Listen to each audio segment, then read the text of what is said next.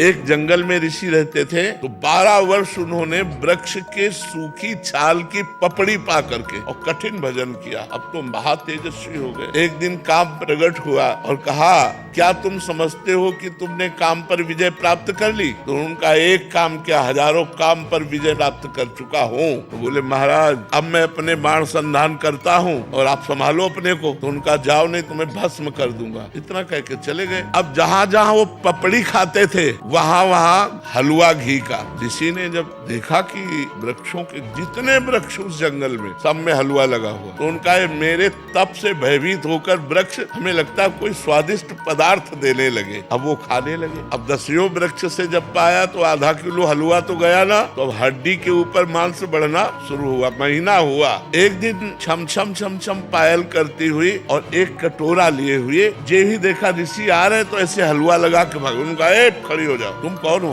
क्या ये स्वादिष्ट पदार्थ तुम लगाती थी? उनका, हाँ।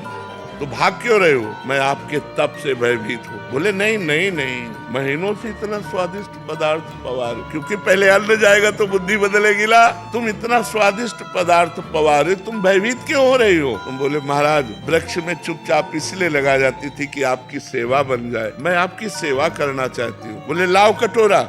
वृक्ष में लगाने की जरूरत नहीं है, अब रोज कटोरा लेके तुम ले आ जाना, मैं इस कुटिया में रहता हूँ। कटोरा लेके आने लगे। काम ने चैलेंज किया था, मैं अपना बाण संधान कर रहा हूँ, तुम सावधान। फिर एक दिन पूछा, तुम इस जंगल में क्यों रहती हो? तो उनका, मेरी माँ तपस्विनी है, तो मैं अपनी माँ के साथ रहती हूँ। तो आखिरकार तुम्हें ब्याह तो करना ही पड़ेगा। कहा, ये तो माँ का विषय है, मेरा विषय तो है नहीं, ये तो माँ जाने। तो बोले, माँ से बात करके आप कल आना। बोले, अवश्य। दूसरे दिन पधारी। महाराज मैं निराश हूँ, ब्याह नहीं हो सकता। बोले, क्यों? निराशा क्यों? बोले, माँ ने एक शर्त रखी है कि अपना मुंह काला करके मुझे पीठ में बैठाल कर और अपनी कुटिया से और मेरी माँ की कुटिया तक आपको घुटनों के बल चलना पड़ेगा, और मैं आपके पीठ में, और ऐसा मैं आपसे करवाना नहीं चाहती। उनका, अगर संध्या काल में ये काम हो जाए तो? बोले, वो काल कोई भी हो, लेकिन आपको ये करना पड़ेगा अगर ब्याह करना है। महाराज राजी हो गए, मुंह काला किया, पीठ पे बैठाला, घुटने के बल चले। और जब वहाँ पहुंचे तो काम खड़ा था। उसने कहा, ये मेरी रची हुई माया है, मैं ही हूँ इसका स्वामी। बोल, तेरी तपस्या कहाँ गई?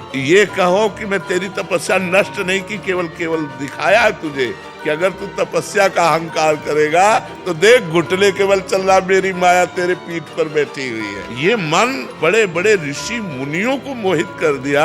हम तुम तो बहुत छोटे लोग हैं, बहुत छोटी सामर्थ्य है, इसलिए भगवान का आश्रय ले लो। भगवान जिसकी रक्षा करते वही अपनी धर्म से, पवित्रता से चल सकता है। इसलिए नाम जप करो और भगवान के आश्रित